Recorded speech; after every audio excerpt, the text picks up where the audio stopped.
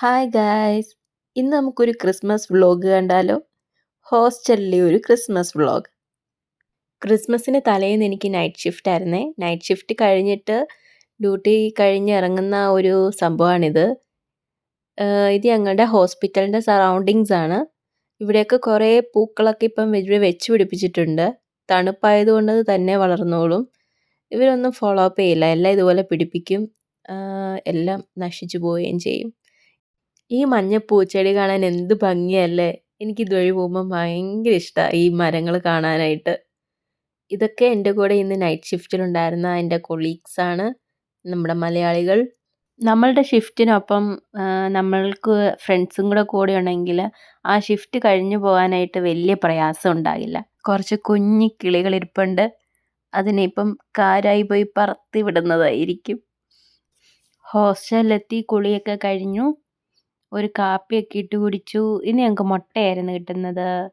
മുട്ടയൊക്കെ പുഴുങ്ങിയത് കഴിച്ച് ഇനി നമുക്ക് ഫുഡ് പ്രിപ്പറേഷനിലേക്ക് കടക്കാം. ഇപ്പം സമയം ഒരു 12 മണി അടുത്തിട്ടുണ്ട്. ശരിക്കും ഉറക്കമൊക്കെ വരുന്നുണ്ടായിരുന്നു. എങ്കിലും ഊർജ്ജസ്വലതയോടെ ഞാൻ ഇറങ്ങിയിട്ടുണ്ട്. ഇതാ ഈ പൂച്ചയെ കണ്ടോ? ഇവിടെ നിറയെ പൂച്ചയാണ്. ഇവിടെ ശരിക്കും പൂച്ചയെ വളർത്താനായിട്ട് ഇതില്ല. പക്ഷേങ്കിൽ ഈ ഫിലിപ്പീൻസ് എല്ലാം കൂടെ ഇവിടെ പൂച്ചകളെ കയറ്റി ഇറക്കുകയാണ്. ഇതെൻ്റെ നെയ്ബർ, എൻ്റെ റൂമിന് തൊട്ടടുത്തുള്ളതാണ്. ഇതാണ് നമ്മൾ വാങ്ങിച്ച ചിക്കന്. പക്ഷെ ഭയങ്കര നഷ്ടമായിപ്പോയി.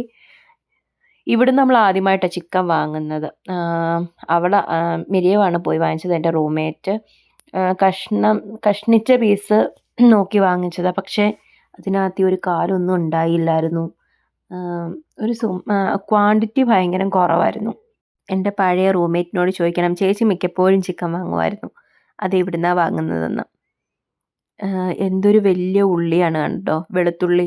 നമ്മളെ നാട്ടിലൊക്കെ ചെറുതല്ലേ ഉണ്ടാവുക, പക്ഷേ ഇത് ഭയങ്കര വലിയ ഉള്ളിയായിരുന്നു. അങ്ങനെ സവാളയും തക്കാളിയും ഇഞ്ചിയും വെളുത്തുള്ളിയും എല്ലാം പൊളിച്ച് അരിഞ്ഞിട്ടുണ്ട്. ഇഞ്ചിയും വെളുത്തുള്ളിയും കൂടെ ഞാൻ ഇതിനകത്ത് ഇട്ട് ഇടിച്ചെടുക്കണം. അതിനത്ര ബലം പോരാ, നമ്മൾ നല്ല കട്ടിക്ക് ഏതെങ്കിലും കട്ടിയുള്ള സ്ഥലത്ത് കൊണ്ടുപോയിട്ട് ഇടിച്ചെടുക്കണം. അങ്ങനെ ഇടിച്ചെടുത്തിട്ടുണ്ട്.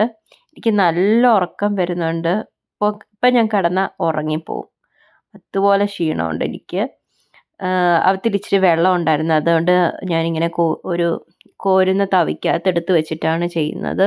ഇടയ്ക്ക് പൊട്ടിത്തെറിക്കുന്നൊക്കെ ഉണ്ടായിരുന്നു. തക്കാളി കിട്ടിയത് കുറച്ച്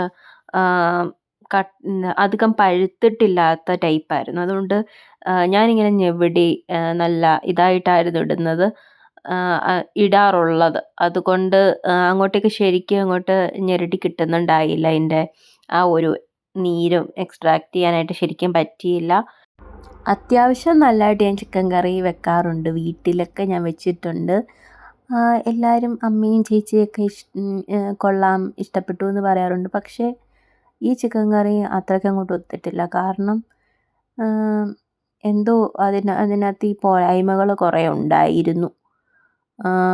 പൊടിവകകളും ഒക്കെ ഇട്ട് എല്ലാം ഇളക്കി ഇതെല്ലാം ചെയ്തതിന് ശേഷമായിരുന്നു ഞാൻ ചിക്കൻ കട്ട് ചെയ്യാനായിട്ട് പോയത്.